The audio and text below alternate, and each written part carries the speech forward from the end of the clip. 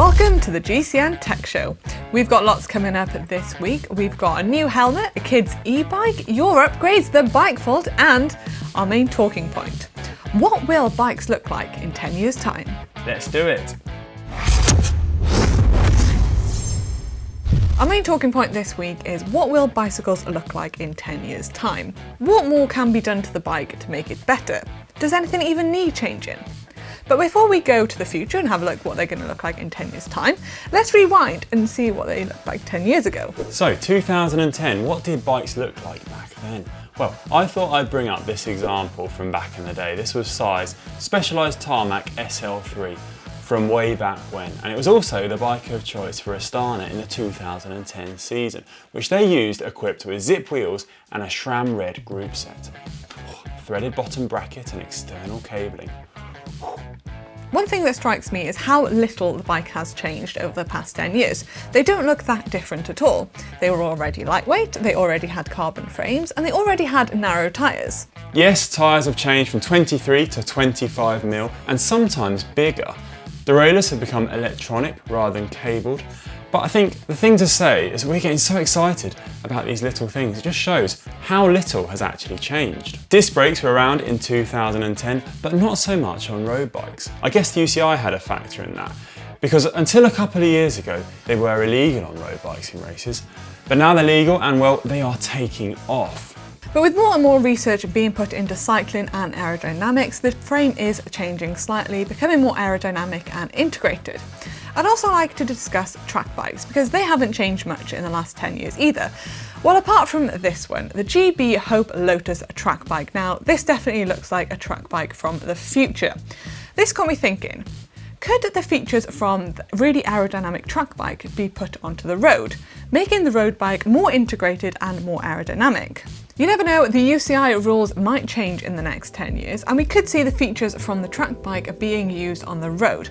But I can't see the frame of the bicycle changing much in the next 10 years because why change something that already works relatively well? Yes, the tubing and things like that might change, but the actual shape of the bike I don't think will change. And in the future, I think a lot more things will be integrated, so we could have integrated stem, handlebars, brakes, even as far as integrated bottle cages. Surely that's possible. And you never know, in 10 years' time, 3D printing might just be the norm. Who knows? We'll have to come back in 10 years to find out. What do you think, Connor? What do you think bikes will look like in 10 years' time? Well, Manon, in 10 years' time, I think we will see lighter bikes, much lighter bikes. At the moment, pro bikes have to conform to the 6.8 kilogram weight limit, which is defined by the UCI. So your bike cannot weigh less than 6.8 kilos. Now, in the future, it'll be interesting to see if this rule is relaxed. Will we see bikes get any lighter? Of course, brands produce bikes that are lighter than this, but those bikes that are used in the top echelons of our sport, at the sport's biggest races, all have to conform to this standard. The weight limit rule was established in 2000 as a way of ensuring manufacturers kept structural integrity of the bikes and didn't push the envelope out beyond their means. Now, in 13 years, tech has advanced quite a lot. And I feel if manufacturers were allowed to kind of make a bike a lot lighter, they'd be competing a lot more and bikes would therefore become way lighter than they are now, even in terms of the ones that are produced not for the UCI races, but for kind of general use. Now, in my opinion, I think this rule, this weight limit rule, might be relaxed in the future. And if it is, would we see teams competing on these super lightweight bikes at the Tour de France? I mean, the world's lightest bike is 2.7 kilograms, man. Imagine teams grappling to ride the lightest bike possible on a summit finish up Alpe d'Huez, for instance. Look at this bike that Ollie found. It's 4.28 kilograms. It's possible, you know. And who knows what would be possible given the freedom. Once that weight rule limit was relaxed, would we see manufacturers really competing to make sure their teams have the lightest possible bike? I mean, would we see a sub 2 kilogram bike at the Tour de France? 5 kilograms is a massive saving in weight. And as a result, imagine the difference in speed. We'd have much faster racing on those summit finishes, probably be more aggressive racing. Wind resistance would play a larger factor as well. And you know what? Would it be the reason that racing kind of became more exciting as a result? What do you think bikes will look like in 10 years' time? We'd love to hear from you, and please let us know in the comment section below or on the GCN app. Laser have released a new helmet that is made for speed. They claim this is their fastest helmet yet, that they have been working on for the last 2 years. It has a big magnetic wide visor for all-round vision. The shape of the helmet, according to the brand, has been optimised for airflow when riding, opposed to static in the wind tunnel. There's also a section at the back for ponytails. Us with long hair will appreciate that. And Ollie Bridgewood with his mullet. Oh my God! The helmet is embarked for use at the Tour de France by Team Sunweb and Jumbo-Visma next month. How about this, man, on a kid's e-bike? Now, this has really split my opinion, if I'm honest. This is the Mondraker Gromi, a kid's e-balance bike with a 250 watt motor. Now, it's speed limited to 17.7 kilometers an hour, and it comes in 2 sizes, a 6-inch wheeler for ages 5 to 8, and a 12-inch wheeler for ages 3 to 5. Now, I'm not sure about you, but if my kid had one of these, I'm not sure I'd ever see him again. I think he'd end up 100 miles away in the Irish Sea. But I can see how this would be a great idea as well. Now, Mondraker say this e-balance bike will help kids develop their essential riding skills and confidence from an early age, mastering the basics of handling and getting involved in the fun without the complicated distraction of pedalling. And you know what, I tend to agree. This could be a great way of encouraging kids to try cycling who maybe needed a bit more of a nudge, a bit more of a push to get involved in the sport. And also, imagine a kid that learns to handle this thing. As they do progress through the sport, they're going to have some bike handling skills, aren't they? With a starting price of €749, it's likely that the Gromi will be classified as a motorbike rather than a push bike. And this is simply because it doesn't have any pedals. So, if you are going to ride it on public roads, you're going to have to tax and insure it if you're in the UK, for example, and you're also going to need to be older than 16, which means the Gromi is likely to be one for private property rather than public roads. So your 3-year-old isn't going to drive off down the motorway anytime soon. Now, I'm interested to hear what you guys all think of the Gromi. What do you reckon? I think it's going to divide opinion quite a lot. Personally, I think kids kind of need to pedal and burn off that energy, but I'm willing to be proved wrong, so please let us know what you think in the comment section below. Rim brakes seemed to be on the up last week. At Strada Bianca this past Saturday, only 2 of the 6 riders on the men's and women's podium at the race used disc brakes. Now, I say the reason for this is a quick wheel change. In Strada Bianca, where groups are spread all over the road, you have no guarantee that your team car is going to be right behind you for the whole race. In some cases, your team car might actually have told you that it's abandoning you and it's going on ahead to deal with a team leader. So there's going to be quite a few moments you're going to be alone and you're going to be relying on neutral service. Remember, this is a World Tour race and World Tour points will be going quite far down in the placings. So you're going to want to battle on and get that result. You don't want a puncture to ruin those chances. A rim brake bike still gives you a bit of a better chance in that respect, but that's just my opinion anyway. It's now time for Screw Around Upgrades by Upgrades, where you submit upgrades that you've made to your cycling lives, bikes, literally anything to do with bikes, for a chance to win the ultimate prize. A cycling cap. Let's take a look at last week's results. If you remember, we had Nick Martin's rebuilt and repainted Focus versus Jesse's backyard workstation. And with 73%, it was Nick Martin's rebuilt and repainted Focus. It was a pretty good upgrade. They were both really good. So well done, Nick. The cap is in the post. Now this week we have 2 really good ones. Connor, what's the first one? So this week's first upgrade, we have Alex Tebb 2005.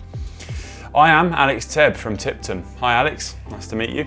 I built a tall bike from 2 scrap bikes I got, and I was able to do it without welding and spent only about $30. Wow, without welding. Right, I'm interested to see this, because this is going to give Hank some nightmares, I think, if he's beaten Hank. So right, that's definitely a scrap bike, that's for sure. Where did you find that? Did you find that on a rubbish tip? Great though, love it when a bike is reused. Best thing ever. Especially that he's not welded it. I'm looking at the photo here. Some sort of kind of brace. That's impressive. That's pretty impressive actually. And what I really like is the fact that the bike on top's a giant. I think I need to employ you to build big bikes for me. Great, could have done with this on a couple of teams during my career. Made the bike fit. That's brilliant, love it. Full paint job. Cracking, cracking Alex, absolutely cracking. And he's even got a photo of him riding it too. Brilliant.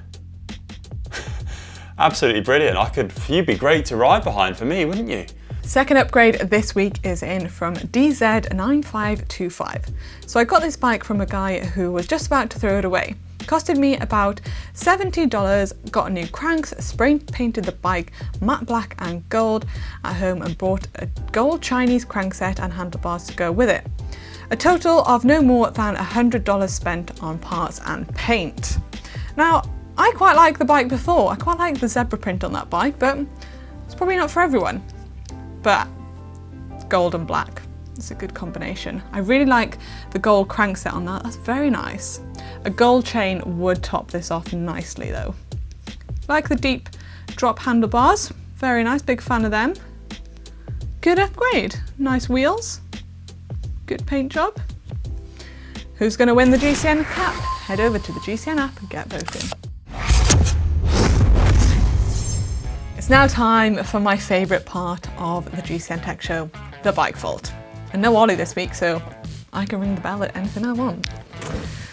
Here it is. Get ready for this. All right, first one in this week is a Specialized S-Work Tarmac SL5. Very nice bike. I do like the colour on this bike. Metallics, almost sparkly purple. We've got a gold chain on there. But I'm not sure about resting your helmet up as a bike stand. I'm not sure about that. I'm not sure how sturdy that is. Left the saddlebag on, the bottles, the crank isn't lined up, valves aren't lined up. Has potential, but I'm afraid it's just a nice from me. Next one in is from Gareth Jones with a Boardman and black and gold. Now, hello. I am liking the look of this. Now the bottle is still on, but the bottle actually matches really well. And a little canister under there. And the brakes, are they gold brakes? Sometimes I think I'm a little bit colourblind, but I'm pretty sure they're gold brakes. Valves are lined up, the tyre walls are lined up, cranks at 3 o'clock. That gold chain just goes very nicely. We've even got a gold cassette on this. And the background goes very well, very electronic. Very nice. I think this deserves a super nice, and I'm pretty sure Ollie would agree with me on this one. Next up, we have a Canyon Aeroad CF SLX Di2. And, I mean, it's not the prettiest of pictures. Nice bike, and I like the colours, no chimney. I mean, we've left the bottle on and obviously just been to the coffee shop to get a coffee. We've got lights on, we've got a saddlebag. There's a lot going on this bike, and we haven't lined anything up. For me, it's just a nice, it's not really anything special about the picture. Next bike is in from Steve with a Colnago. Now, this looks very nice. Very nice retro frame, very nice tubing, the nice colour, I like the red and the fork. I'm a big fan of that silver fork. We have lined everything up. We've got tan sidewalls, we're in biggie smalls. This is looking promising. Very nice clean white handlebar tape. Hopefully it stays clean, matches the saddle nicely. This looks really nice. I can't see any faults with this. Very nice bike. The last bike in the bike vault this week, we have a Cervelo P3 TT from 2018, and nice disc wheel on there, zip wheels, obviously painted over the Cervelo logo. Got it on seat post though. No pedals, interesting. Probably going to need pedals if you're going to ride it. I think it's just a nice from me. I mean, I think you need pedals on the bike. I know we say take your bottles off and stuff, but probably leave the pedals on. The valves aren't lined up. We're in biggie smalls. Background it's okay, but I think it's just a nice from me. That's it for the GCN Tech Show this week. Hope you've enjoyed having me and Connor. Ollie will be back next week. Don't forget to check out the GCN shop for all our Castelli kit and our snazzy t-shirts. See you next week.